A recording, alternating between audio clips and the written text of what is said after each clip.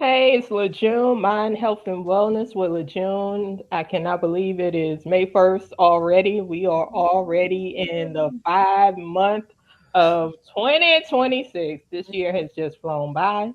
Um, I'm your host and podcaster, LeJune Singleton. This is Mental Health Month as well as Women's Health Month, which all those things tie in together for us women.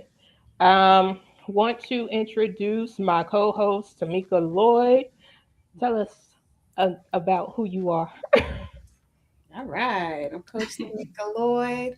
I am a board certified wellness coach. I usually work with Gen X women, women over 40, to help them with either their lifestyle or their health. I'm also a motivational speaker, I'm an author, and I've been doing this now for almost 2 decades. And I'm so happy to be here with one of my good friends, Legit. All right, we have Nadine Robinson in the UK, and she stayed up for us, so this is gonna be good. All It's not right. too late, guys. It's not too late, but it's evening. Hi, everyone. As Legine said, my name is Nadine. I'm a journal therapist. I've been running, well, I have two organizations under the same umbrella, which is MP Narratives. So I have my limited organization where I do one to one, small facilitations, and then I have my community interest sides to help make journal therapy accessible to vulnerable communities. In total, I've been doing it for 5 years now. And yeah, I like the idea of helping people express themselves and meet themselves where they're at through writing. So yeah. Love it, love it. We have Kima Bolakai. Hi, thank you guys. You guys are beautiful. Happy May, Mental Health Awareness Month. Yay. I'm Kama Bolakai. I'm a licensed clinical professional counselor and nationally certified counselor here in the state of Maryland. I am also a behavioral health supervisor for the Department of Juvenile Services, working with our young ladies in the juvenile justice system, as well as a clinical therapist at Onyx Therapy Group. So I'm happy and honored to be here with you wonderful ladies. Yes, yes. I think all of you being here, and I know all of us have a story, especially, I met Tamika 6 years ago, and I wanted somebody on talking about nutritional health because she is also certified in nutritional, and she also had diabetes where she was a large weight and she was able to reverse that. And just hearing her story was so impressive because we get so many individuals who are quick to pop that pill and them injections, but they're not ready to make the changes that's necessary. So, Tamika, if you can kind of give your emotional and mental thought process when you heard that for people who don't know your story. Yes, I will never forget. I went to the doctor. At this point, I was very depressed because I had trauma linked to just being raped when I was younger, molested when I was younger, and as a protective measure, sometimes you just eat and get fat. And so I had stopped weighing myself when I was around 220 pounds. I'm only 5'4", so you can already imagine that just was not good. And the doctor said that I had cholesterol issues, high blood pressure, type 2 diabetes. And at that moment, I had three small children, my daughter, my two stepsons. And all I could think about was not being there for them. Both my parents died when they were 33. And at this point in my life, I was 30. So I asked the doctor, is there anything that, I can do? And he, wrote out his prescription for the metformin. And he's like, nothing you can really do. You just take this medication. Eventually, you will need more medication. And yeah, you'll probably die of a diabetic complication. And I just looked at him and was like, this shit is ridiculous. No, no. A lot of people in my family had type 2 diabetes. I had a great uncle who lost a limb. The same uncle lost his eyesight. It was just, and that's how we think, oh, it's genetic, it's really nothing that I can do. So I started to look into other ways. I first read the book, The China Study, and I really thought it can't be that easy. Is it the food that I'm eating? Well, the only thing I could do is change my eating. And that's what I did. So I stopped eating meat. I ate more vegetables, more fruit, just changed my whole lifestyle, because that's what it was. It wasn't a diet, it was a lifestyle. And within 5 to 6 months, you saw my A1C, who at one point was at an 11.5. That is very high. My fasting blood sugar was 450. That's crazy. So I got it to, go down all the way until 5.3, and my fasting blood sugar was 80 to 90, no medications. When I went back to that doctor, because I made sure it was 9 months later, and he was like, "Oh, look like the medication is working." No, I didn't take it. Well, whatever you doing, just keep doing it. You don't know what I wanted. You don't know what I'm doing. You don't want to know. He says, "No, whatever you doing, keep on doing it." And so at that point, I said, "You know what? A lot of people are struggling with this disease. This is a lifestyle disease. And yes, you can be on the medication, but if you're still not changing what you're eating, it doesn't matter. You're going to need more of it. And you don't have to live like that if that's not how you choose to live. It's not about moderation. Certain people in type 2 diabetes, it's not moderation is killing you. It's just killing you slowly. So you have to be committed. And from that point on, I made it my business to help women and educate them. And it's been wonderful. And so now I'm transitioning kind of into teens with their parents, because the amount of teens and little kids, talking 4, 5, 6 year olds with type 2 diabetes, is astronomical. And again, it's because of what their parents are putting into their bodies. And we have a sick care system, and that's just what it is. And so that's what kind of started my journey. And this is now, I'm 50. So 20 years later, my weight is now 127. And so I've been able to maintain it for 20 years. It is doable. You just got to want it.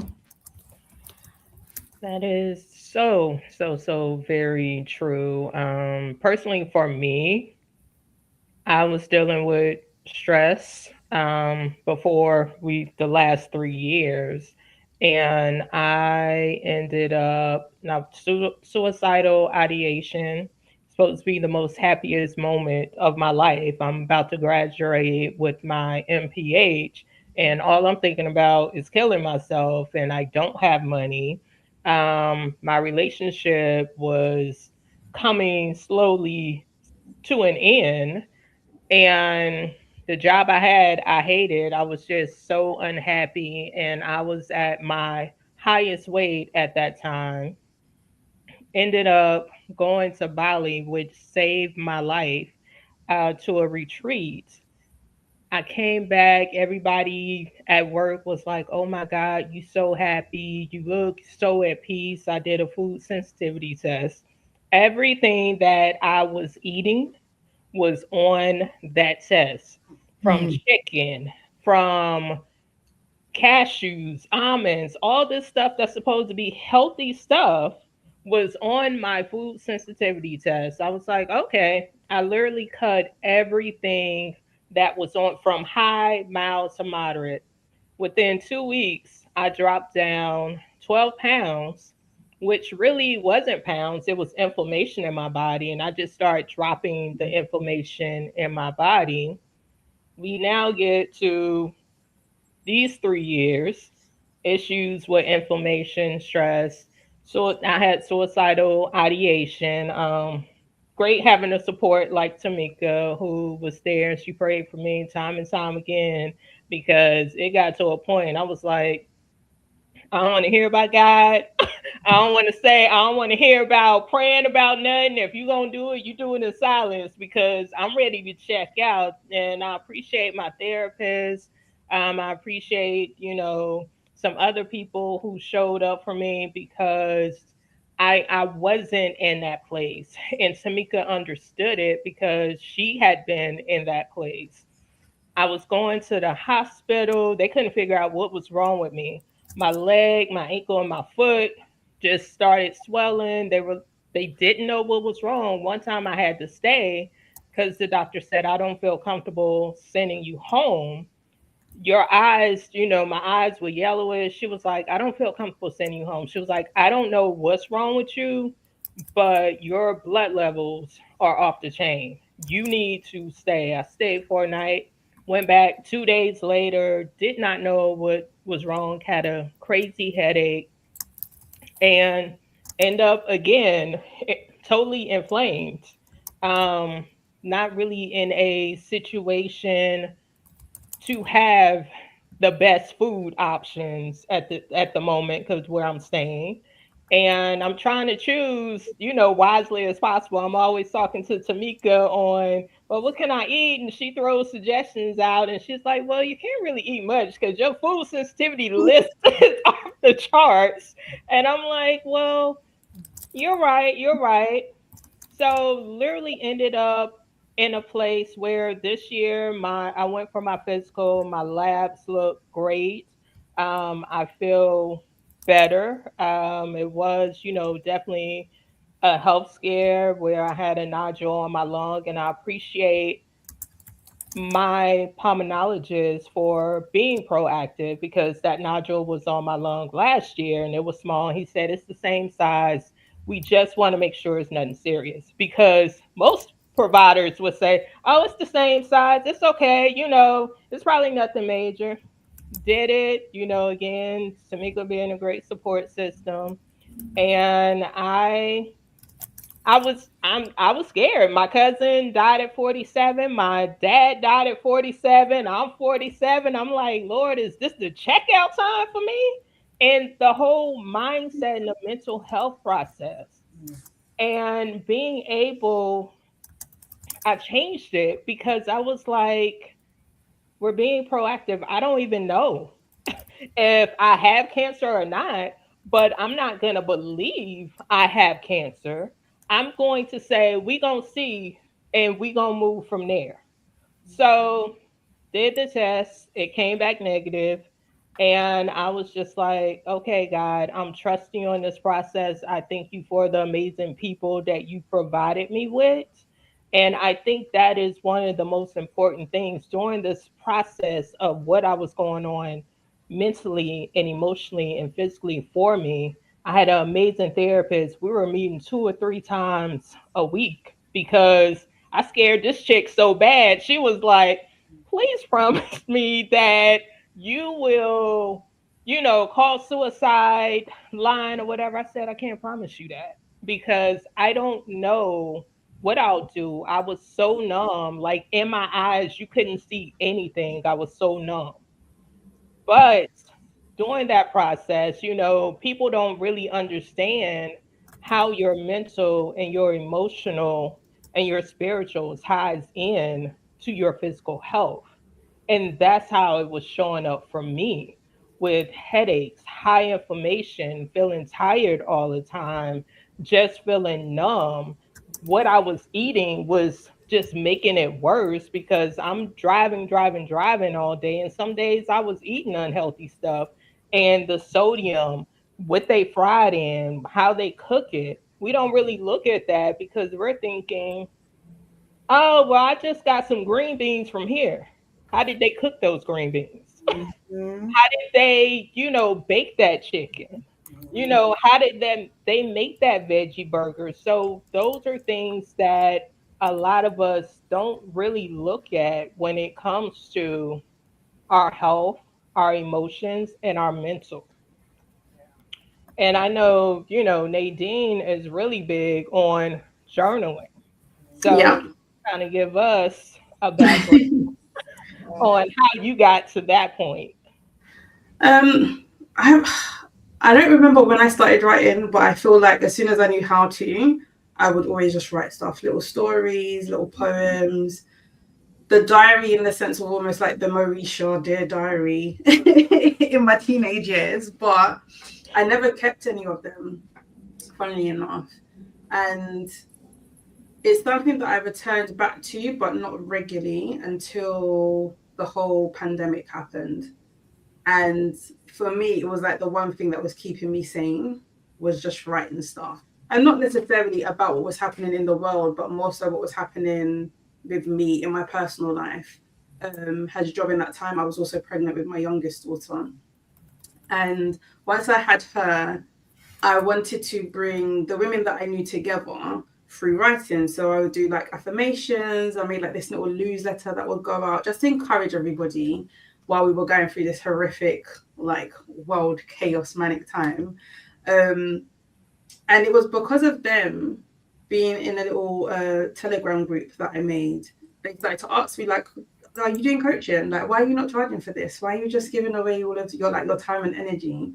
And for me, I never saw it as this should be a business in any way because it was just something that I do naturally. And I have like a rescuer, fixer sort of complex where I just like helping people if I can. And then that led me down a path of like learning how to do life coaching, um, neuro-linguistic practices. I'm currently doing a level 2 in counseling because I think it ties in nicely with the journal therapy stuff that I do. And yeah, slowly but surely it evolved into a business. And that's how I ended up meeting Lejeune. At the time I had one. And then I decided to have two. And I don't know why. But with that, again, I predominantly started working with Black women because I thought I'm Black women, understand our experiences. And although we have our own nuanced aspects in our lives, there was just a common thread of things to do with like feeling unworthy, having to feel, compromise yourself, feeling like you're carrying too much, carrying things that aren't even ours, but like doing it and doing it really well. So now it's just this thing that you're obligated to do. And from the result of that, I started to have Black men reach out to me to ask if I held space for them. So I started to do that. And again, being a Black woman, I didn't want to have it come across like I'm telling Black men what to do or what I feel is right for you, because I know I don't experience the world how you experience it. So I managed to draft in 2 people that I knew and trusted to help me with that. And slowly it kind of just expanded into this world of its own, which I'm really proud of, simply because I, through my own experiences, know how much writing has helped me. Through when I was going through divorce, when I've gone through pregnancy loss, just transitioning from different stages of motherhood, because that's definitely something that would come up with women that I worked with, especially those with multiple children, this idea of you have to do the same thing for each of your kids. And I learned through reading through some of my journals, like my children are very different. So I can't do the same thing with each of them. So it's just been really nice to see how something that has saved my life many a time is now helping people to really explore themselves in a way that's therapeutic, it's holistic, it's very accessible, it's tangible, and it reminds you about the quality of life that you want for yourself and how important it is to really, one, spend time with yourself, but 2, giving yourself the opportunity and luxury to express. And I think especially those of us within the Black community, more so like my generation, so like your 40 upwards, a lot of stuff we were told makes us naturally just repress. Like if anything's happening in your house, you don't tell anybody outside because it's not their business. If we talk within our families, you can talk with these people in the family, but not these people in the family. Like there's all of this stuff that makes you really constrict yourself. And again, I just found through the power of writing, whether that's journaling, whether that's poetry, it gave me a sense of freedom that I don't feel I get with anything else, maybe other than music. And when people have started to do the workshops or the resources, use the resources that I provide, it's almost like you can see the light starting to come back into their eyes again, because they're realizing that there is more to life than just existing. Because I went through a period where I used to say to my friend a lot, like, this isn't the life. I knew this wasn't the life I was meant to live. And I'm like, I don't know why I'm just existing. Like, it's really exhausting. Like doing all of the things, all of the performativity stuff to just get through each day, but there's no joy in it. So yeah, for me, journaling has just been a thing that has anchored me, but it's also empowered me in lots of different ways that I don't think I would have found otherwise. You said a lot. A A lot of things that are so accurate, because we're all like, yep, especially the part of, keeping things in the house. You don't tell anybody outside of the house of what's going on in the house. Even when it came to domestic abuse or molestation, everything was swept under the rug. The mom or whoever is putting makeup on, trying to cover it up, and she's dealing with so much of trying to hide this and be strong for the kids and everybody else, but she's dying inside. Yeah. And, for me and Tamika, dealing with molestation and trying to continuously act like a regular kid and play and do things, because at times that was the only outlet, is just being outside and having fun with other kids, and dreading, I gotta go over there again. Just imagining the mental of that. Yeah. All Yeah. right, Kima. Look, y'all ain't say nothing but a word today. Like, you went from food to journaling. Now we back here to the mental. It all ties and it's all connect. And again, just being in the space here and being able to hear all of this. So how do we tie all of this together? Journaling is an excellent way of releasing, whether it's good or bad, right? Getting some of those thoughts out of your head. I like how you said, Moesha, the childhood show, and we're watching, and like Tear Diary, and we can take it a step further, because now we have all these electronics and platforms where we can do voice notes and hear ourselves. Today I'm not doing well, and how the inflection of our voice sounds, and then kind of taking it from there, and then, seeking and reaching out to our support system, right? So when we talk about the, what goes on in the house stays on in the house kind of concept, we reach out to those, we create our own network of support. We start identifying who can we connect with, who can we trust, who is someone that I can go to speak to them in regards to a troubling situation that I know that I won't get judged. I won't get, looked at differently, or, just to be me, just to shout it out, just to have that safe space. I always talk to my clients about, how do we create safe spaces?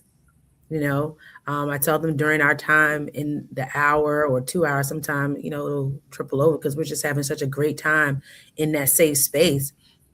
That's the only time that they have to be able to release anything. So do what you want to do, say what you want to say. There's no judgment here. There's no one listening through these walls. There's no one in here but you and I, right? And how do you want that? You want the lights off, so that you can sit in quiet? Can we do some mindfulness for a bit and just sit here and just be? What is our body feeling? We had that burger this morning, or that breakfast sandwich, that we shouldn't have had. But, it felt good, those emotional eating, because I heard you talk about like emotional eating. Those are the things that we kind of substitute as a way of what we've learned to kind of cope with certain things. So how do we try to shift that into a positive way? So sometimes just sitting here and just, feeling and being in the moment, and then kind of taking it where it goes, connecting with our five senses. What does that look like? What am I smelling right now? What am I feeling right now besides, the cushion on the seat? What am I seeing? What am I hearing? Just breathing. I just did it just now. I kind of slowed down. I don't know if you guys noticed, I kind of slowed down my talk, my speech, and and just kind of just sat here for a moment, because I'm just embracing all of this knowledge and just kind of reflecting on earlier on in my day, and how I can be fully present in this moment to be able to provide knowledge and a sense of whatever this is that we're doing, for our people, So again, tying it all in, and just reflecting.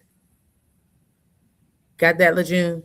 I got that, girl. Yes, yes. I felt like I was in a therapy session here. I was like, oh my gosh. And I started breathing. And I was like, let me check in, because I am a person who will hold my breath for the longest. Right. Yeah, because I'm glad. Really trying to get better with that. I am. But, you said a lot of amazing things too. With just checking in, because I think oftentimes we as women, we don't check in. We're going, going, going. Especially if you have kids. And me and we were talking this in the beginning about Yeah.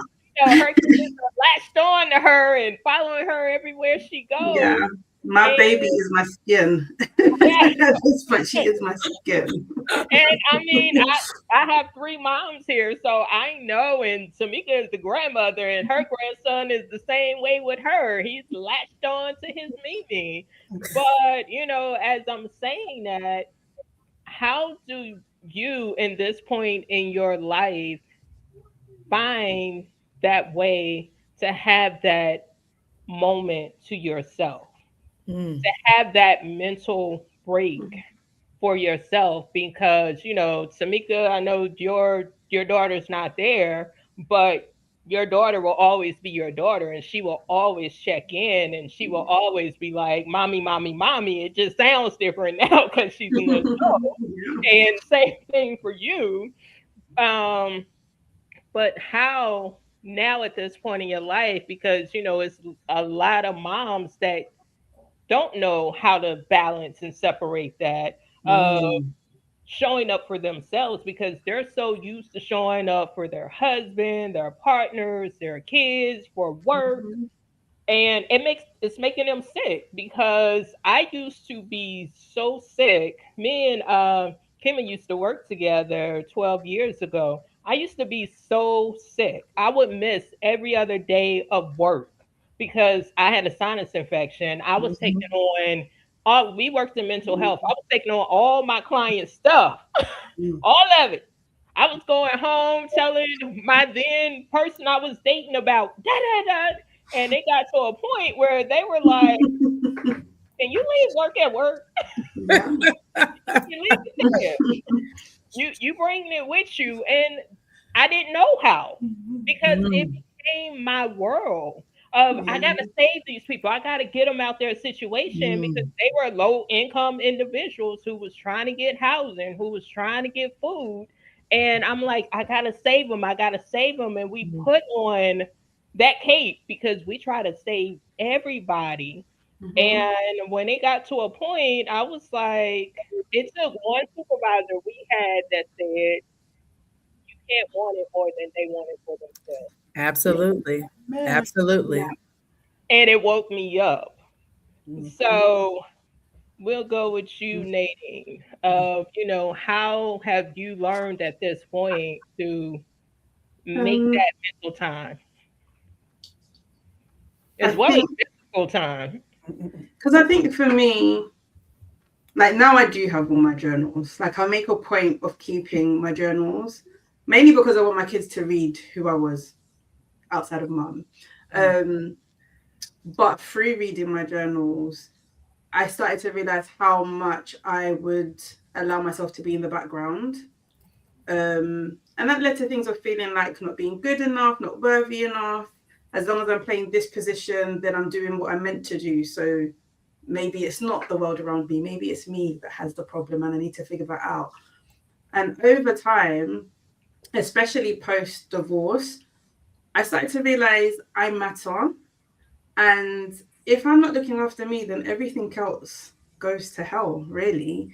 And then being in a situation where I found myself being a single mother of four, we don't have time for that because the world is still going to spin and these kids are still going to need to be fed and washed and looked after. Um, so I just started to prioritize myself.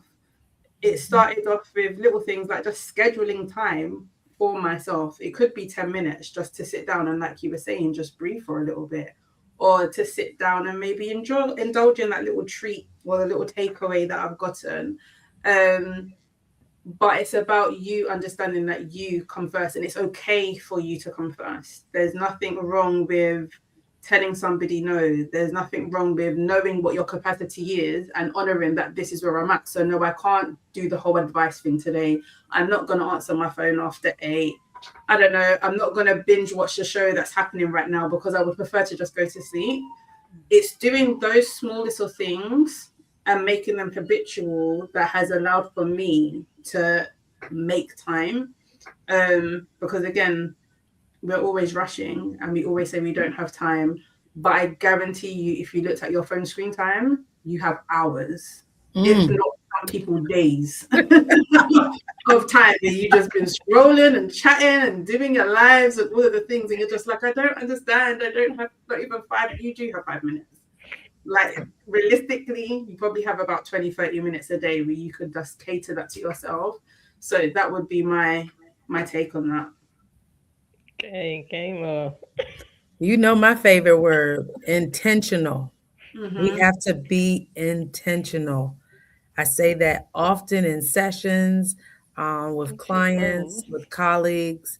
We have to take the time just to sit. We get 30-minute breaks. We may get an hour lunch break.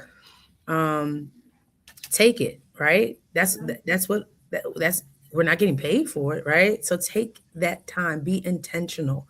We always talk about, oh, I got too much stuff on my plate. And I'm a single mom of 3 girls. So it's and like I am so sorry. Yeah, I got 2 boys, 2 girls, and the girls are the ones that. so for me, it's and I'm sorry. so look when I say I need my moment, I need my moment. One of the things that I found, they have little memes because you talk about the, social media. They have little memes where the moms stay in the car eating, scarfing up the food before you go in the house. You don't want to share with the kids. That would be me. Okay.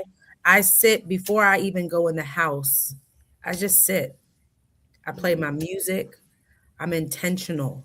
Like when I say intentional, I am intentional. I sitting there maybe 10 minutes, maybe 15, and I just sit there and my music is playing. Sometimes, in the morning, I'll get up and I'll just lay in bed. I'm awake. I'm up. I may not get on my phone, do all that. I just lay there. I ask God. I'm a very spiritual person, God-fearing woman. So I'll say, God, thank you for waking me up today. I reflect on my time. So every moment that I get, I take that time and I utilize that time. I'll throw in some skills. I love my DBT skills, my improved in the moment skills. That's one of my favorite skills that I use. And I'll sit and, do some imagery, do some meaning, you know, the little mini vacation, you know, I'll check out in my mind for about 10 to 5 minutes, 5, 10 minutes. And, you know, just think about, oh, wow, the sun is great. I did it this morning. I went for my walk and I just let the sun hit. And I said, oh my God, that felt so good just to have the sun hit and then realize that it was cold at the same time. But it felt good every moment. So just to say intentional, we have to be intentional. If we want to see the change, we have to see that. We got the tools. We just have to be intentional. And every now and again, we can have an accountability partner. Again, creating that support system. We have to be able to identify who those people are that are pouring into us just as much as we pour into them. And we utilize them in that times. But again, being intentional. Yeah. Oh, I like the idea of intention. And it also makes me think, as you were speaking, that I think some people confuse being intentional with being idealistic. Yes. In this level of like manifestation. And like, yeah, you can have an ideal version of how you want your day to go, but intention requires you to be practical and realistic. And then doing it. Yes, and doing it, right? If I say, oh, today I'm going to knock out, 2 reports. Well, that sounds great, as you're thinking about it. But how are you going to do it, right? Yeah. What are the steps to get to knocking out those? Are you going to set aside 5 minutes to work on this part of it? Are you going to sit down and work on this part of it? What does that look like? So yes, being intentional, having, walking the walk that we talk. Mm-hmm. So. I love it. Coach Tamika. Well, the way my life looks now, being that all the kids are out of the house, it's just me and my husband. It's very different than having the 3 kids in the house with the husband. What I learned back then was that my time is worth more to me than money. So what I would do is that's why LeJeune knows I'm up at like 4:00 in the morning. That is why. Because I have to be up before them. Because if I get up with them, then I'm running. And that's how and then I'm pissed off by 9:00. And I'm like, why am I so pissed? Well, because I just got up and started running. So, waking up early, looking at the sun, writing. I write out every day, no ands, ifs, or buts when I wake up. What am I grateful for? I love it. Everything. I'm so happy and grateful. This is why. That is what started kind of the change, because when LeJeune knew me 6 years ago, I was like, all right, helping, trying to help. This person problem, my problem. Got this client. At one point in time, I had like 45 to 50 clients. Wow. And that's a lot of people in one week. Yes. So I started to get burned out, and I'm just like, and then I started not liking what I was doing because I did not say no. And then, I love my therapist. I mean, she always on speed dial, and she just said, well, Tamika, no is a complete sentence. You do know that, right? Just absolutely no. And so I was like, oh, okay. Sister needs something? No, no. Now it's just don't even ask me because I can't watch your kid. I can't. No, please. No. Yeah. No. And so it was about making the time. So to this day, that practice of writing out 10 things I'm grateful for every day, and before I go to bed, thanking God and thinking for what was the thing I was most proud of or most happiest of during that day. And that just allowed me to just talk to God and just be like, oh, well, thank you, for this one, whatever it was. Sometimes, you go through your day and you look at, well, this was a terrible day. Oh, well, you know what? It actually wasn't, because I saw a pretty flower. Why is this flower? Oh, it's wintertime. It's like, why is this pink over? So it's about, for me, it's about being present. I was Yeah. always concerned about what's next. What's Mm. next? Going up that. Now I'm just like, you know what? I'm enjoying this time with beautiful women. I go into Nadine talk all day. I'm just gonna be notes. Look, you ain't saying nothing but a word. Yes. Voice notes. That's just say good morning. Like that. Yeah. I'm gonna have LeJew because I love LeJew. I love y'all accents. I'm like, everybody just sounds so cute.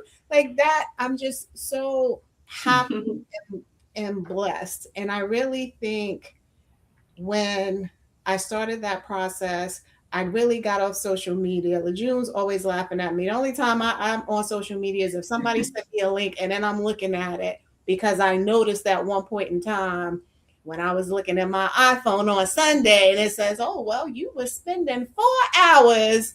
4 hours. Well, where is those 4? But I'm saying I don't have time to come up with something else. No, Right. Right. I do. Yeah. So, and then, you also got to stop lying to yourself. How many times we say we're going to do something and we don't do it? Yes.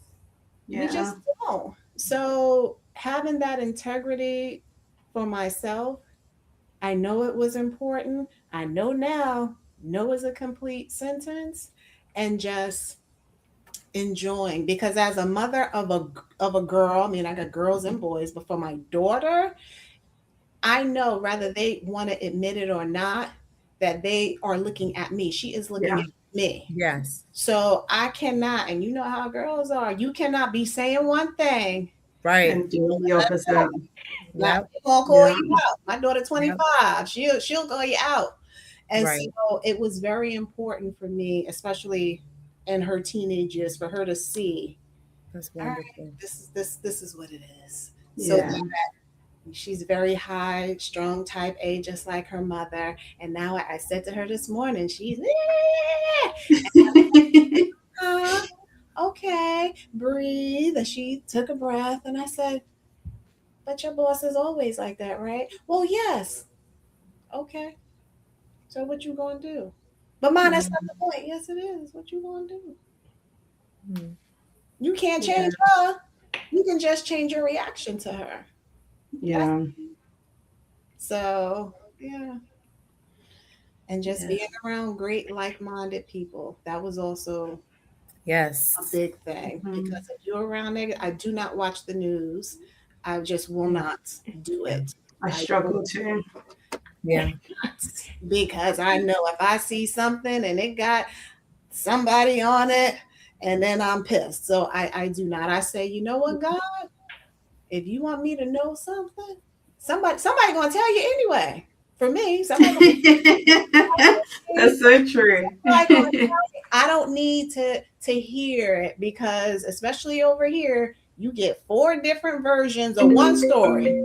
So, but keeping that negativity out and more positivity in, and surrounding myself with like-minded, beautiful people, that's what life to me is all about.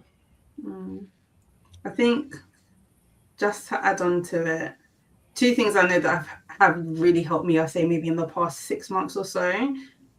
Not to overshare. I can be an oversharer in the best possible way, but sometimes oversharing, again, brings too much noise. Not even bad opinions or advice, it's just too much that I've just invited into my space.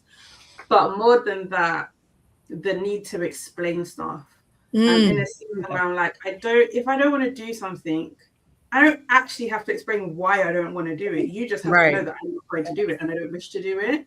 Or I don't want to go there or attend the thing, or I don't know, do something in the house for one of the kids that I know they're capable of doing themselves.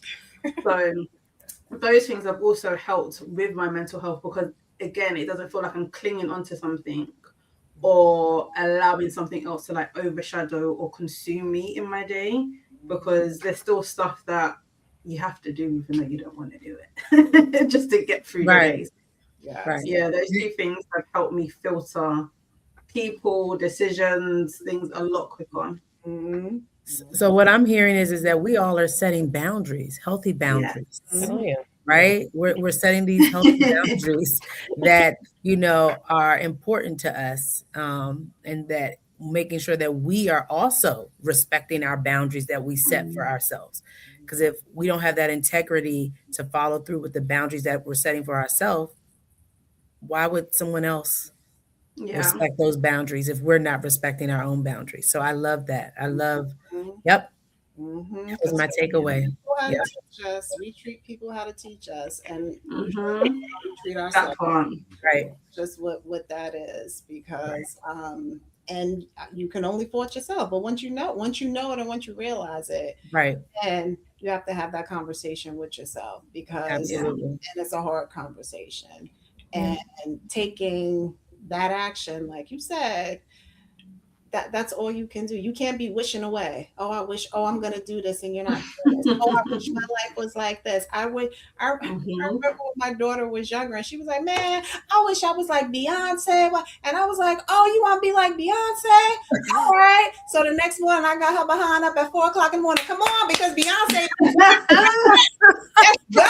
Let's go. And she was like, "Oh, I don't want." You see the bling, and Oh my gosh, I love that. say, "Come on." Oh yeah. Everybody hates Chris vibes. Come on, like we see people and we like, oh, that's right. Well, you gotta get the whole picture, not just the money, the fame, the highlights. the work. So when you want to do better with yourself, you gotta put in the work. It's not gonna happen unless you make it happen. Correct. Correct. Yeah. And I want to say I am so proud of Tamika. Man, Tamika would say to me, "I'm tired," and it can be she's not working, she's at home, and I'm like, "Take a nap." "Oh no, I can't take a nap," and I'm like, "Why?" And she would give me 100 zillion reasons why she can't take a nap. Now I am so proud, and she wouldn't stay in the bed; she would be out the bed. Now I text her, I'm like, "What you doing?" "Oh, girl, I'm just laying in the bed." And I'm like, "Oh my God, what? Who is this Tamika? I love her." Yes. Another thing she got from me, now she'll be telling me something and she'll be like, "Yeah," I said, "Oh, okay." And I'm like, "Oh, I'm so proud you got that from me." So just seeing that, it's like, wow. And I was the same way as Tamika. When I started my business during COVID again, because I had one in 2010, I was working 7 days a week. Me and Tamika was talking about this, and she was like, "When do you take off?" I don't.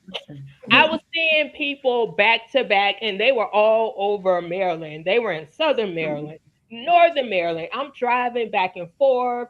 I'm not really eating. I'm just going, going, going. Had been in a car accident that year. I'm going, going, going. And I wasn't healing. And Tamika was like, "Well, girl, you're not healing from the accident and you're trying to personal train people." And I made a decision. Okay, I'm only working 5 days a week. And I told the clients, and they were very understanding. They were like, "Okay, well, we can just change the schedule." And I said, "Well, if I miss a day, then we'll try to add that into a Saturday." But I was literally killing myself because I'm like, "Oh my gosh, I want to help people. I want to, and also I was chasing money because that was another thing, was the money chase. And I literally had to learn last year. I was working from sun up to sun up, chasing money. And Tamika would be like, "Girl, just let me know when you got home." Because I'm chasing money, and it's more I'm chasing it, it's just slipping out of my fingers like I'm pouring water. It's just slipping away. And I was adamant on finding a money coach, my money therapist. My therapist is great. That is not her area of expertise, because she literally said to me 2 weeks ago, "Where's your money therapist?" And I said, "My money therapist take money. You are based on my insurance." So I did see my money therapist last Friday, but she's helped me through the process because it was making me sick. When I didn't have money, it was literally making me sick. And that was due to my childhood trauma of being sexually assaulted and learning that money is a relationship. I didn't know that. I'm like, okay, money is to buy what you want and to pay bills. And she has taught me you have to build a relationship with money. You have to Mhm. see money as a relationship, not just a thing that you're using, because that's what you're saying. You're just using this, but you have to build a foundation with it. And we talked about thinking money, and she's like, well, do you think money? I was like, no, I thank God, because without God I wouldn't get the money. She said, if you say it like that, how about you think both? Thank you, God, and thank you, money, for coming into my life.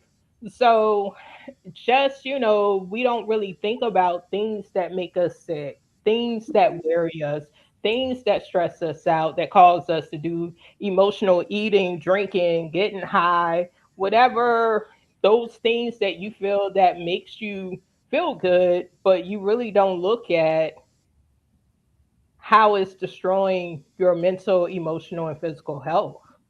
Yes, because the Mm, health is, when they say health is your greatest wealth, that is the truest statement. Mhm. Because I have a few friends that are in their 40s that they have a whole lot of money and they sick and they can't do anything about their conditions now.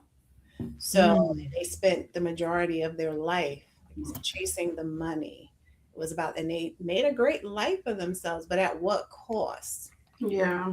For them, it just broke down and came back as different diseases. And, hopefully they will pull through. But odds are it's not looking real good right now. So you think about what you do and what matters to you. And for me at now, especially at this stage in my life, I want to be healthy. I know that I need money to live, and I always know that I will have money when I need money for what I want money for. I know that. Um, but it's not going to rule me. And before it was, Mhm. like June said, it was ruling me.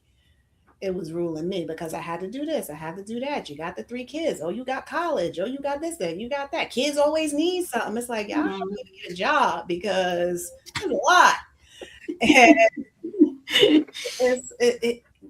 I see so many women really killing themselves. Yeah. And it's just it's sad when I see Mhm. anybody killing themselves, but specifically women of color, especially the ones who have to be the mom, the dad, Mhm. this, the coach, the teacher. We got, some of us have to be everything, everything, and it's a Yeah. struggle. I So think when it's I'm working them 7 days anymore, June. I'm so happy when you like, I'm just gonna be, I'm just gonna be here. Okay, yes. I was like, so working them 7 days, you got that friend where you be like, girl, you killing. I don't care. I said, no, I know the gym. Okay, baby. And if I don't got no text when I wake up, I will drive to Maryland. I don't know how I'm gonna find you, but I'm gonna find you. So I'm Mhm. so proud of you.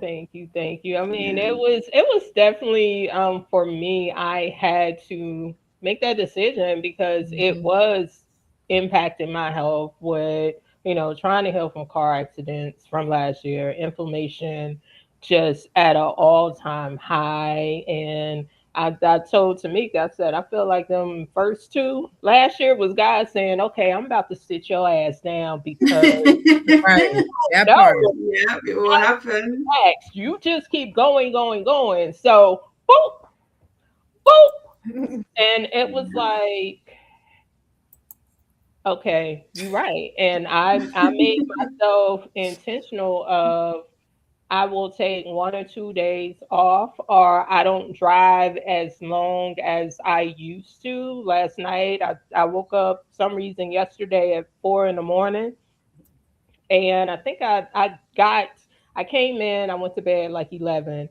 and I had to go to work, and I'm doing Uber. And all of a sudden, and I had occupational therapy, which messes with my eyes. And I'm driving, and I'm like, my head is hurting, my eyes are hurting. I said, it's time to go in. I had accepted a ride, but I canceled it because I was like, I don't want to put my life or somebody else's life in danger, knowing that I'm not feeling that great and I'm exhausted Mhm. just to be chasing money, because God is going to provide for me some way or somehow. And sometimes it may not be monetary. Sometimes blessings come in so many different ways for me where I'm like, Yeah. okay, thank you, God. So I start looking at that instead of always looking at it has to come in money, because sometimes I get a discount or something free or this or that. And I started looking at those things like, okay, great. But I have made changes, for my mental, my physical, emotional, and spiritual health. It's not easy for everybody. Like I said, having a great support system, as Kama mentioned, and Tamika has definitely been there during that process. And I appreciate the fact that she wasn't that friend of trying to shove God down my throat during that time, Mhm. because I wasn't in that place and she understood that. I appreciate that she understood, okay, you need to make money to survive and to Mhm. maintain. And a lot of people don't understand that. They're like, well, girl, you need to rest. Girl, you killing yourself. But she Mhm. understood, I get it. Just let me know when you get home. Just let me know, Right. again, because I was in a suicidal place. Every morning she would text me, and I didn't respond back. She calling or she doing something. And I'm like, okay, okay, I'm okay. I'm like, I'm sleeping, girl. I'm sleeping. You know I gotta get sleep. All right. That's why now she gotta tell me when she about to go to sleep if it's during the day, because I'm like, wait a minute. At the I, door. yeah, I would say, understanding, because I lost a lot of friends in the last 3 years where I was disappointed. I'm just like, oh man, we've been friends for this long. And a lot of people don't understand seasons expire, friendships Mm. Yes. Yes. as now we're about to transition next month in the summer, so it ain't no longer spring. So Yeah. as new people start coming into my life, I met some amazing people, and we don't look at it like that because we trying to hold on, talking about, man, we've been friends since Mhm. the since we was in the little baby room or whatever, so we got to continue to be friends. But we all evolve and we all grow into different people, and we're Yeah. all, becoming different. And I think that's the thing that most of us, it's a mental thing, because we're like, well, some people may say to you guys, well, you changed. You're supposed to. Yeah. Right. Right. Mhm. Yeah. Mhm. Mhm. Yeah. And sometimes the change is evident because that person's still the same. Right. That part. Yeah. That Yeah. part. That Mhm. that part. Mhm. Yeah. Yeah. Yeah. Yep. Yeah. And it's okay if they don't change. They don't have to change, but you're not gonna hold me back. And if that Yeah. means because Yeah. this way, Lejeune, no, I had a best friend, and now we not best friends no more. And that is okay. I wish her well. And we've been good friends since high school.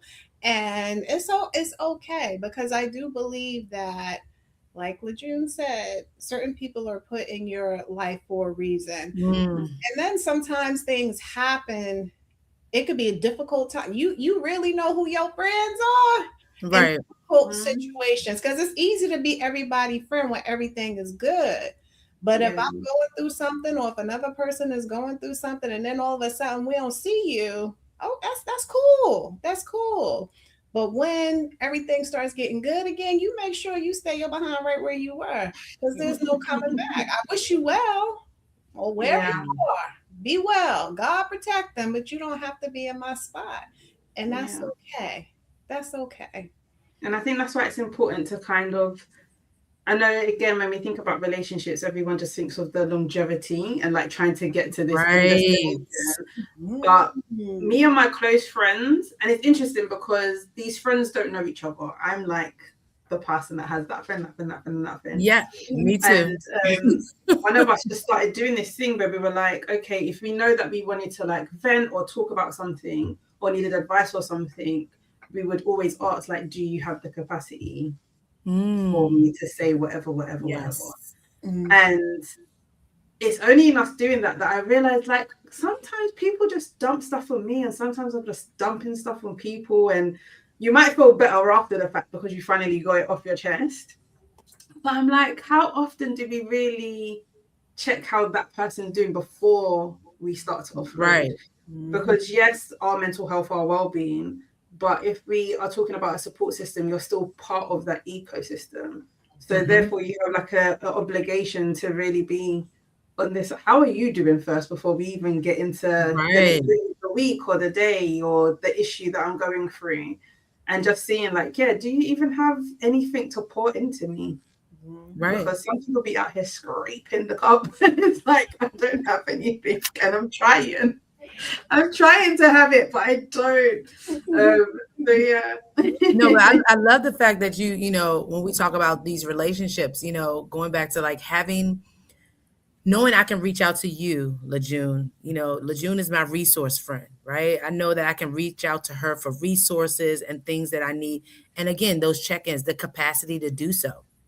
You know, I have other friends that, you know, I know, yeah, if I'm in a money bind, you know, there I can go to them, right? Because again, I've identified individuals in my support system that I'm not going to put too much. You know, I have, you know, best friends that I share things with you. I heard you say something about oversharing, but I know their capacity because they've shown me in previous, you know, situations that this is too much for them. And you know what? That's not fair for me to be dumping on them and then get mad, like, oh, girl, you really wasn't my friend because you weren't there for me. Really, it wasn't fair for me to share that with them because I knew that they couldn't have, or they didn't have the capacity to hold that space for me, that safe space for me. So as I create my support system and think about who can hold this space for me, I'm very intentional about that. You know, I know that this person right here got my back through and through. And in the midst of a dime, whether it's 12 o'clock midnight or 3 o'clock in the afternoon, if I call this individual person, that person is going to pick up because they've held space for me. And that's great, right? But then I have some friends that, okay, they may not have that capacity and that bandwidth to hold that space for me. So I give them what they can give, and and they give me what they can give. So it's all about communicating and respecting those boundaries. We have to set up those boundaries, and as we create those friendships and those circle of friends. But not to say, there's people that have friends that are all in the same friend group that have been friends forever, and then there's some that you meet along the way because it's that season for you to meet them along the way. Because they had something for you along the way. Like, this is my season for me to meet amazing women in my life right now, because they're pouring into me and giving me things in this season of my life that I know that I'm going to hold and use for when I move on to my next season. Not to say I'm going to forget about them, but in this season, they were meant for me in this season, and that's okay. And I'm accepted that.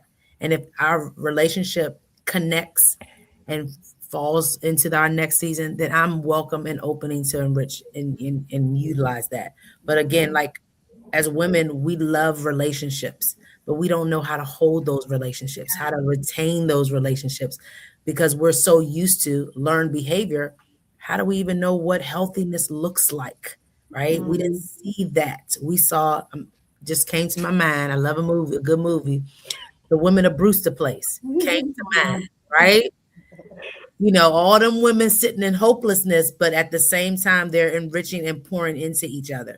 Then we shift to, Girls Trip, when you got girl Queen Latifah, and you got your girl Regina Hall and Jada Pinkett Smith and Tiffany Haddish in that, and how they all connected, the Flossie Posse.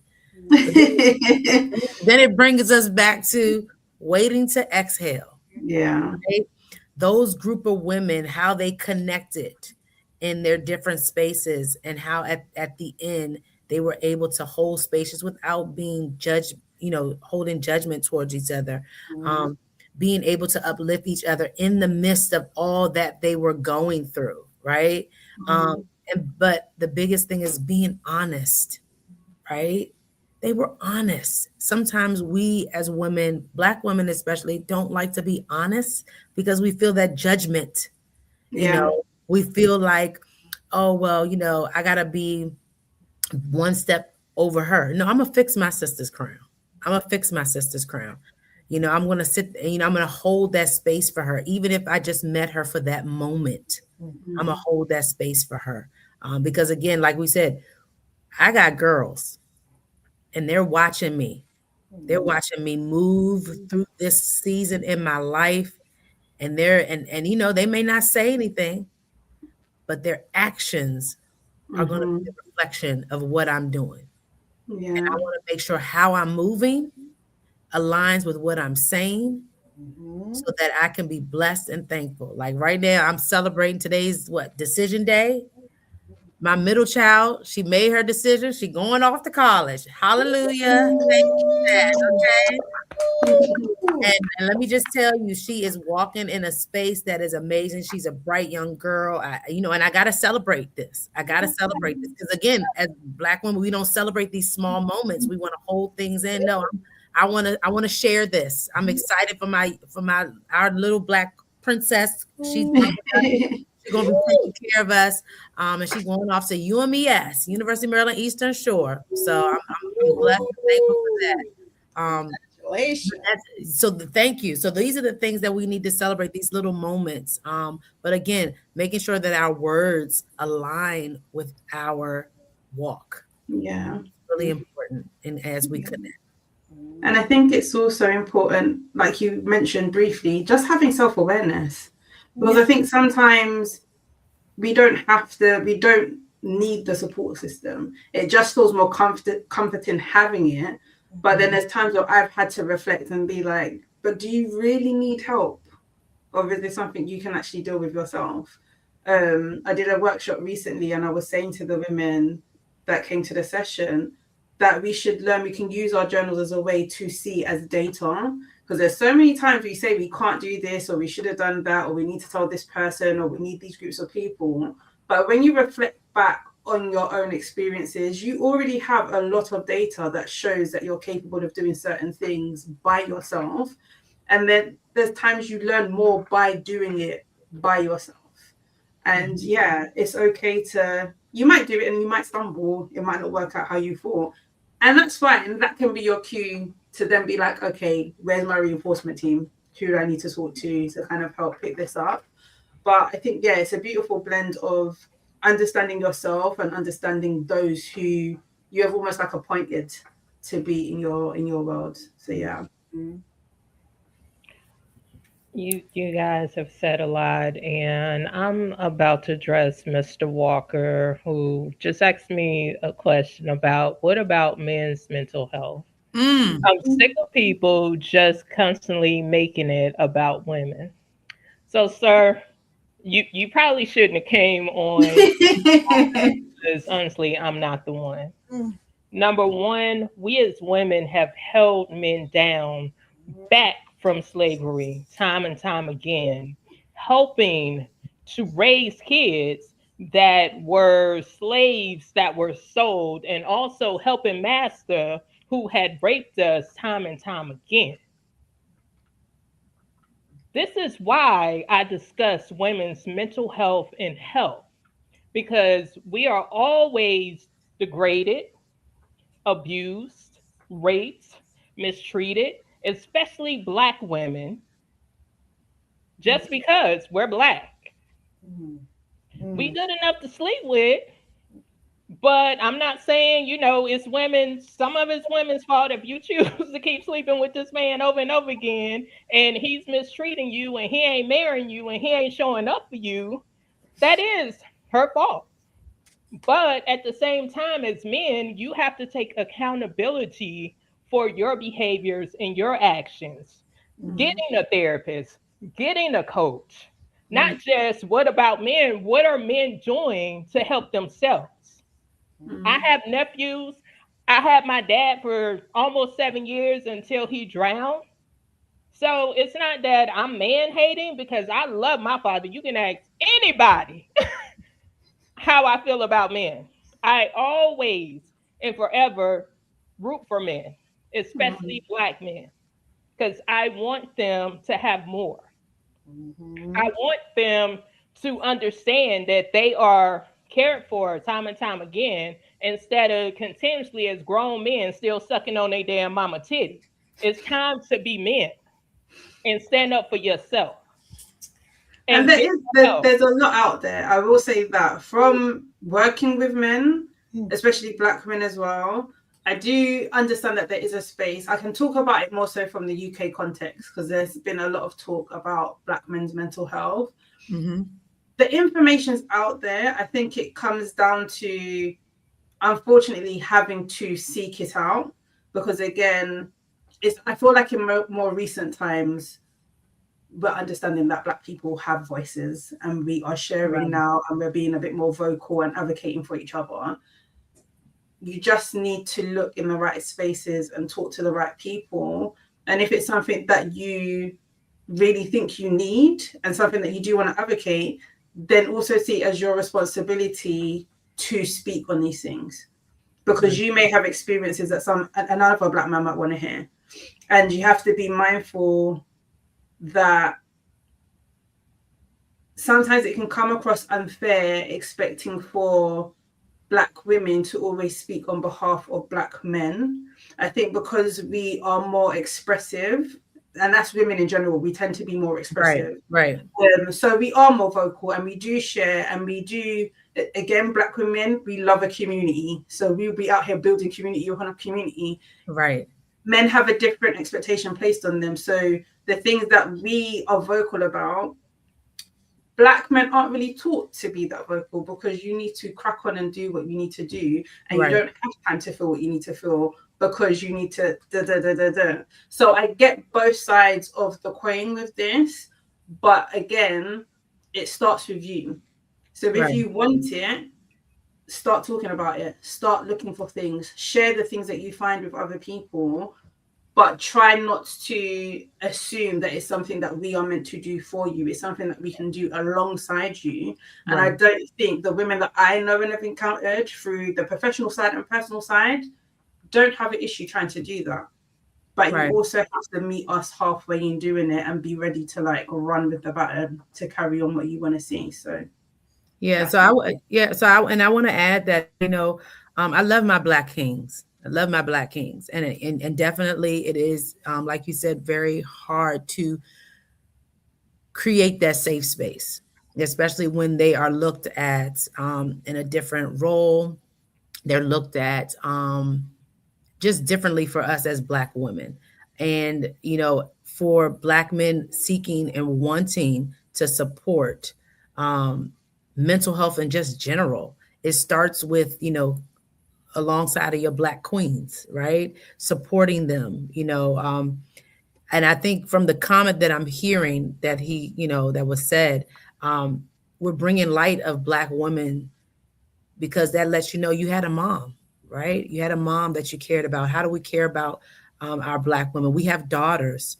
Um, how can we support them? And if our black men are supporting our daughters and mothers and things, that's that learned behavior that we can turn around and change that that stigma of how black men are looked at when it comes to mental health. And there are a lot of black kings out here that are creating that space. They are creating the space for other black kings to sit, especially here in Maryland. I will say here in Maryland, there's a lot of opportunity to sit down and have those conversations. And if they want information on some all Black men practices out here, I know a few that are supporting. And then there's some other organizations that are raising our young princes to be kings out here. There's some of these youth groups that are out here doing the work, showing our young men how to be kings. So it's all about collaboration and supporting one another, because at the end of the day, it's about mental health, all of our mental health. So Yeah, you want help And there. Tamika's husband actually, yeah, Tamika's husband actually has a platform for men for health that's and wonderful. mindset Yes. and Mhm. as well. But definitely for me and today is Women's Health Month and mental health. So if you missed that memo that definitely said Women's Health Month and mental health, how that all ties in together. And I'm not trying to be an asshole, but I'm being real. Because time and time again, it's always somebody saying, what about us? If it's another race, well, what about us? You're not talking about us or whatever. Well, I'm probably not the platform that you need to be on because I don't work with men. I work with kids and I work with women. Yeah. And I'm always going to empower kids and women. So, I can't please everybody and nobody on this platform can please everybody. But if you look me up, it says I work with kids and women. So, Yeah. and definitely and I've had men on my podcast because I do want to see men mentally, physically, emotionally, and spiritually healthy and happy, Mhm. and not trying to make somebody else happy. Mhm. Because to me, that's saying you're not happy if you're trying to make somebody else happy. Mhm. You're not there. So, that is why we're here. We're here because we want to empower, and like Kama said, your grandmother, your mother, your great grandmother, if you got kids, aunties, all that is helping to empower their health at times when they're ignoring themselves and their signs that they're not showing up for themselves. Exactly. You probably should have poised your question a little bit softer. I Yeah. think that's what probably set you off. It's had So, it's had to say and could have just asked, I know this is about women, but where can I go? You probably would have got a different response because there is help out there. And Mhm. Black women, especially in America, I don't know how it is in the UK, but I know in America, it's like we just keep getting hit, hit, hit, hit. They Oh, on the hunt. who's They that? on the hunt for us. Yes, and it's always our fault. It's always our fault. We Right. kids will know that. Oh, it's your fault. What about the black dude that? What you mean it's our fault? Oh, black men with a white woman, and I don't care about that because my grandson is biracial. But my thing is, they do something. It's our fault. Oh, y'all can't keep y'all. It's like a war on black women. Yes. The war. The It's war. war. And so that's why you got that reaction, bruh. There are things for men out there. You do your due diligence. I know there's some in Jersey, there's some in Maryland, there's probably something in almost every state.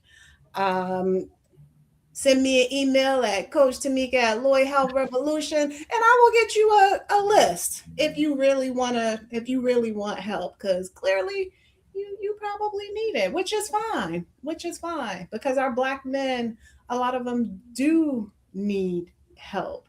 But this just wasn't the form, sweetie, and the way you just posed your question just wasn't right. So, but God bless you. Help you get your help. and Google is so essential. Google. Google resources for men for mental health or for, and that's how I found my money therapist. She don't live here, she live in a whole nother state. And I googled money therapist and connected with another company who put me in connection with her. So Google is so free and so necessary that you can Google resources and services. Yeah. And, again, like I said, we have been standing up and saving men and showing up for men from so many, from slavery, still today, that we're showing up for men. And Mhm. it's time for us to show up for ourselves. And that's why I have this platform to say, show up for yourself, start loving yourself, making time for yourself. I don't care how good the dick is, make time for you Wow. She just and start Wow. loving it. Because hey, I I like wasn't I ready for I told, just I feel that. like have a big Ready book for was that, dropped on the Latrice. no book. desk. I You may wasn't not ready know for that. Ladies that. like you generated, you started the generator now. Yeah, Right. I have no Whoa. filters, and that's I had to move I around for I that. A don't little yes, uncomfortable. I don't care how good it is. You take 5 minutes to an hour for you to take time to say, you know what, dang, and wow. that don't mean getting your hair done, your nails done, your lashes done. That means really pouring into you, sitting in the mirror, saying, Oh, why do I love myself? Why do I like Mm, myself? Why don't I feel like myself? Taking that time for you, as Kayla said, taking those breaths, checking in with your inner self. So those things are necessary because I think that oftentimes we get so tied up mm, in relationships where I'm and I told Tamika about this about somebody else, and I was like, girl, if I ever get like this, please tell me and say, girl, stop, because we get so invested, and then when the relationship is over, that friend is running back to you, hey girl, where were you when you was with that person? Mm. right. So please take that time for you, show up for you. Am I eating healthy? Let me work out. Let me start moving. Let me do things for me. Mm. And even if you're a parent, taking that time. I work with kids babysitting, and I've had to help parents understand it's okay to take that time because those mothers felt so guilty. They were like, well, I've never had a babysitter before. Said, take that time for you because your kids will appreciate who you will be the next day because you made time for you. You're releasing everything because you're in mommy mode all the time and you don't know how to be something different. And those Mm, mothers thank me every time because they're like, oh my God, I ain't been out since they were born. And some of these kids are like 10 and 4 and they ain't been out. right. But Mhm. pouring into themselves, as we've all mentioned, and pouring into yourself is so necessary because you can't Absolutely. have a full cup or half of a cup for anybody else. If you steady pouring, you steady watering everybody else, you have nothing for yourself. So this is why I do what I do. I love what I do. I love the people I work with. I love the people I meet. You know, I ain't never met Miss Lady in the UK in person, but mhm. we always checking in, and we had a Yeah. break 'cause I had life was life, and my page got hacked. But we always checking in. It's never a one and done type thing. Like, oh Yeah. girl, I had you on. I ain't never gonna talk to you again. No, I know she got a family. I know she has a life and a business. I know the same thing with Kama. I know the same thing with Tamika because if I don't hear from Tamika, I'm like, where you at, girl? Because we talk all day, every day. But I also understand she got a life and she got work and she needs Tamika time. So Yeah. that is, why I put this platform together because, change is it's necessary, but it's not easy. Right. Yes, yes. And we've all been through something in our lives and it's time to not continue to be stuck in that place. So, we're gonna wrap up. But I'm passionate about what I do. And we know, and we know, and we know. And we know I am passionate about what I do and the people I serve. Um, you can check out my past episodes that I had interviews with men if you would like to so you don't feel like I'm just straight feminist. So, but I am a girl's girl, so don't. It's okay. I'm And a that's okay if you girl. are. Don't get me wrong. I'm a girl's girl. It's I okay. am going to root for my sisters all day long. 'Cause I saw Kama had posted about her daughter, and we had talked about this on Monday about her daughter. And I'm like, yes, sister, get that young black princess to the next level. So thank you, ladies, so much. Any ending words? We'll start with the UK. Yes. Yes. Come on, you I can. love her accent. I would just say get comfortable with just meeting yourselves where you're at. Like, to me, that's the first step before even like admitting certain things to yourself. Be open and willing to just meet yourself where you're at, like the good, the bad, and the ugly. And then you can start to step out into whatever the next type of zone is for you.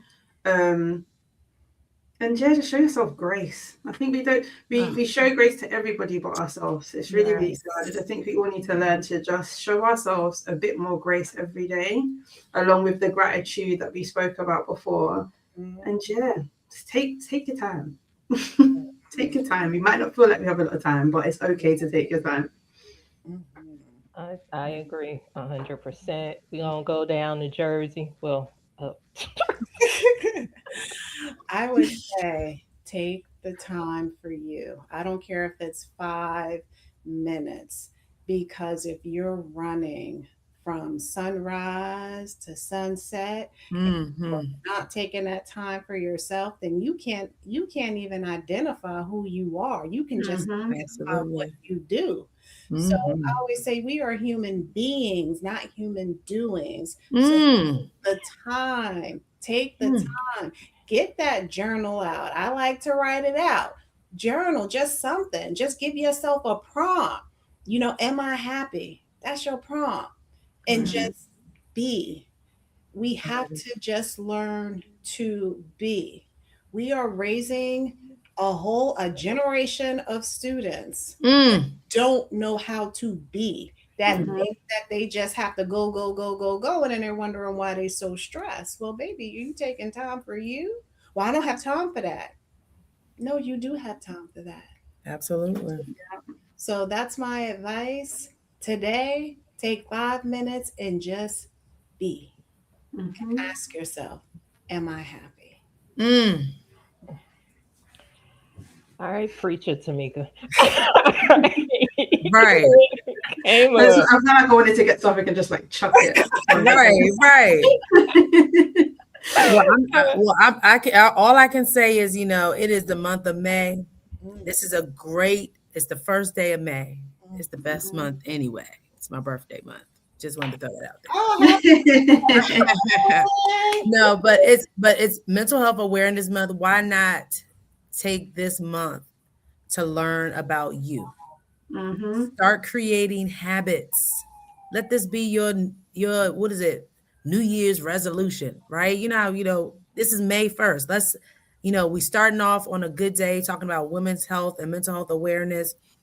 Why not be today to start working on and creating a habit, a healthy habit, being intentional?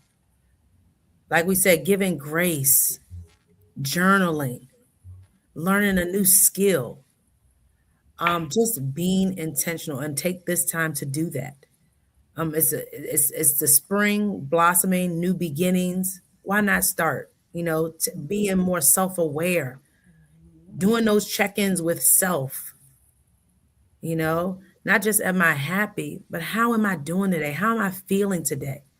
Connecting with our 5 senses. What am I hearing? What am I seeing?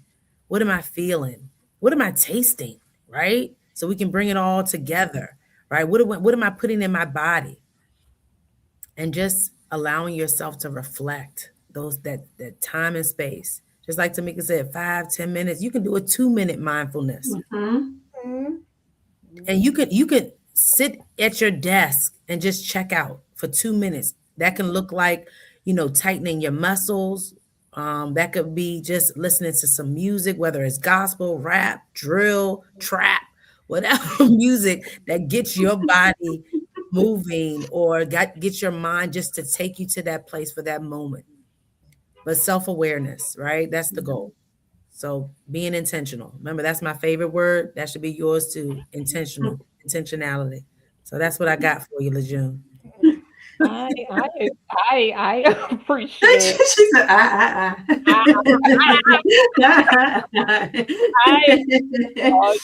all you ladies. I'm gonna say just to tag on everybody else. Definitely, it doesn't have to look a certain way. It can be 30 seconds. It can be 5 seconds. It can be whatever. If that 5 seconds of taking deep breaths in and out, do that.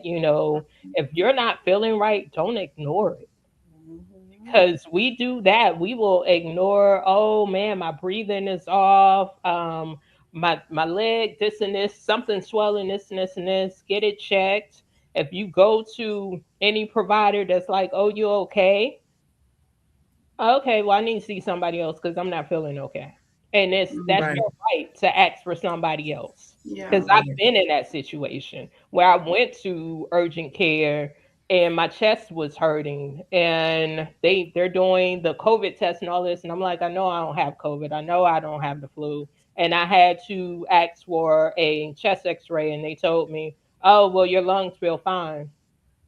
That's great. Do the X-ray anyway. You're not paying Mhm. for it. My insurance paying for it, so don't worry about it. And get that call later saying you have pneumonia. Nah, really? Mm, mm, So don't go by that. You know Yeah. your body better than anybody else. Yeah. Advocate and speak up for yourself, because we get in that place of we think the white coat knows more than us. That white coat ain't in your body. That white coat don't know that my chest is hurting, my breathing is off, things like that, because it could be something wrong with whatever they're using that is not showing up for that. So please Mhm. speak up and don't feel like, well, they know more. They're a doctor. And I just said to Mika something yesterday where a whole bunch of black women are paying to get falsified nursing certificates. Yep. oh wow. And that's in our state, Kima. Mm, Wow. So please speak up for yourself. And if that provider or therapist is not working for you, find somebody that works for you. Because mm. a therapist is not one size fit all.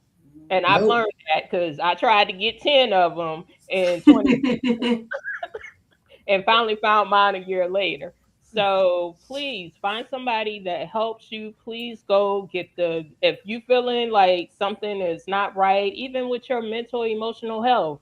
You got coaches here, you got therapists here, you have so many resources. Don't continue to be miserable and unhappy. Right. And you don't have to be. It's Exactly. time to Absolutely. start standing up and loving yourself and putting you first, because nobody Yeah. else is going to. And as we all said, people treat you how you treat yourself. If you ignore Yeah. yourself and you wondering why they're ignoring you and treating you the way because you're doing it to you. Right. So, Coach Tamika, where can people find you? CoachTamika.com. Came up. That was so easy. Hey, Maybe one stop shop. I'm like, I don't even know extra shit. I don't need no expert. I don't be on social media like that. Like I said, So, CoachTamika.com. That's it. Came up. Where can people find you? People can find me on onyxtherapygroup.com. Yeah, Onyx Therapy. Hey, Love Yep. it. Nadine, where can people find you? You She might want provides to tag. services outside of the UK, so don't think that because she in the UK. Yeah, I do stuff. Most of my stuff's online, so you can contact me, you can reach me, or you can go and buy one of my books. You can do all the things. All of that, right? All of Do that. all the things. You got to tell them your book. Yeah, you didn't even tell us the book. Yeah, come on. So I do journaling workbooks. Okay. So You also have a book. Yeah, I did a poetry book in Really? 2023. I released it for my birthday. Yeah, it was a book Come on now. Yeah, we need to drop that information. Yeah, what's the I'll name? give it to the June and she can. Yeah. Just say it. So, because I want to thank Loving Life 9. I appreciate you for, being a part of this and your positive things that you've been saying over here. So thank you, thank you, thank you. Really appreciate it. But Nadine, you ain't off the hook. So what's the name of the book? Yeah, so you can get the books on Amazon. I would prefer for people to get them from me directly, but that's a whole thing. I'm not even going to go into it before Amazon closes my account. But yeah, the link for that I would have to give to you because it's not. Okay. Oh yeah, send me the link and I'll. If you just want to understand what I do a bit more, then if you go to www.npnarratives.com, you'll find everything, all the links, social medias, all that stuff. Okay. Right. And Tamika, you got one too. So you want to tell people where they can get your book? CoachTamika.com. I will send you in the right direction. She tried it, y'all. She tried it. She did try it. She did. You already know me, so yeah. You and me, we've known each other like before 6 years, but yeah.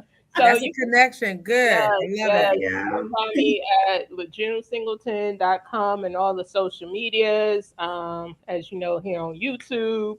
My book, Releasing My Trauma, The Root to Self-Sabotage. Please stop self-sabotaging yourself because that is a big thing. That's a whole nother conversation. That's another life. But you can again find me at LeJuneSingleton.com for all your coaching needs, from life coaching, nutritional coaching, health coaching, trauma coaching, injury recovering coaching. I am your girl. So you can find coach to coach. Yes. Because it took a lot for this healing, and then I had to heal again. So healing is not a quick fix. So just to be honest. But I thank everyone for watching and being a part of this. And thank you, ladies, again for your time and your service and what you offer to the community, to women, for their mental, mindset, emotional, and spiritual health, because I'm all about women of God. So thank you. Thanks for having me. Thank you. Thanks for having me.